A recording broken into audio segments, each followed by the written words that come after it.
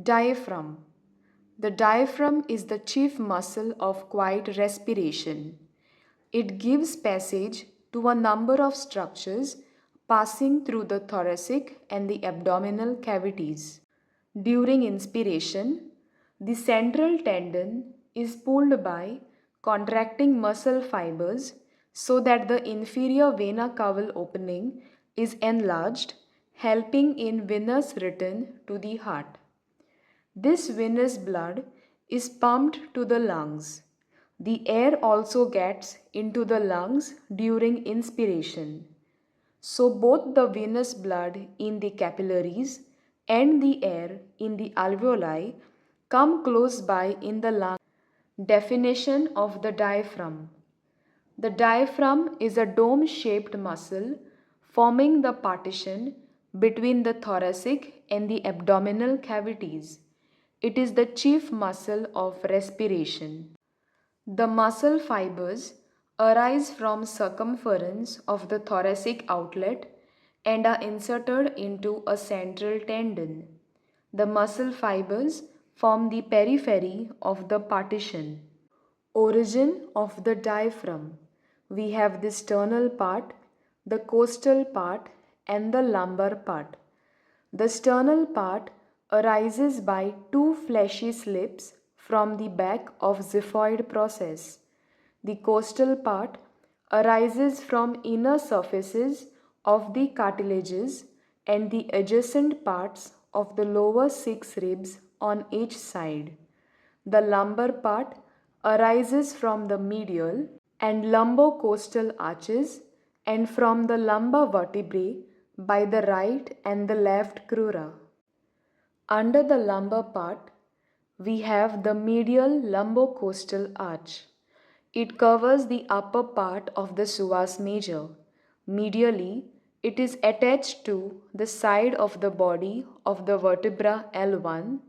Laterally, it is attached to front of the transverse process of the vertebra L1.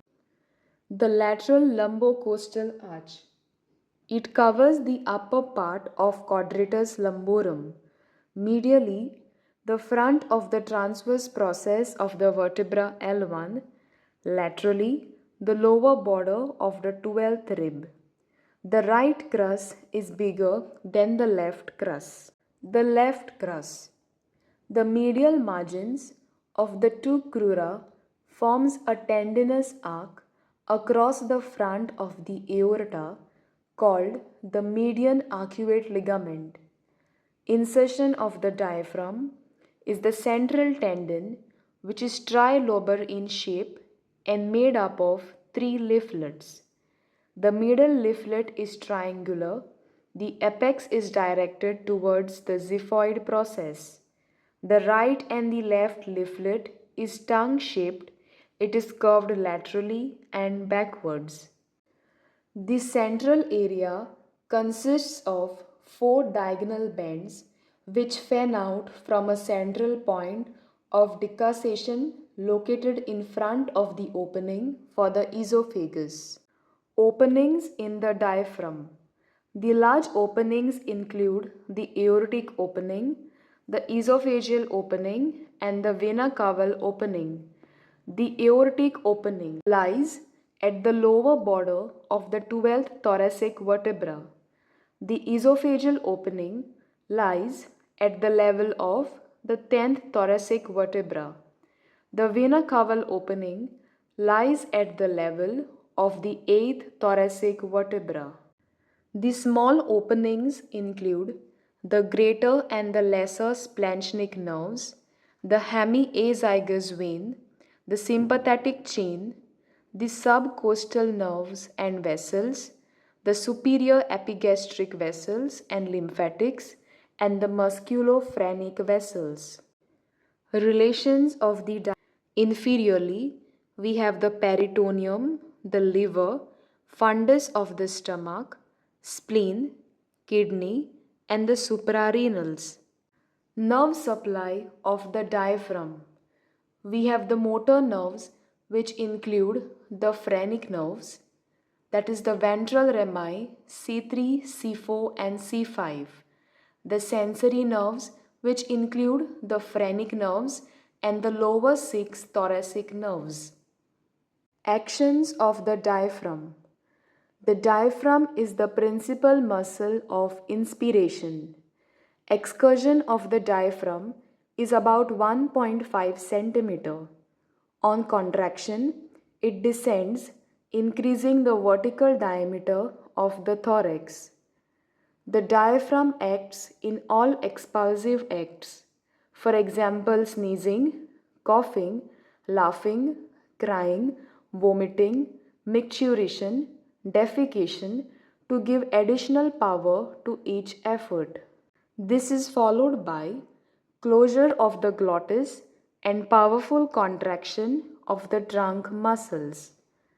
Greater respiratory excursion.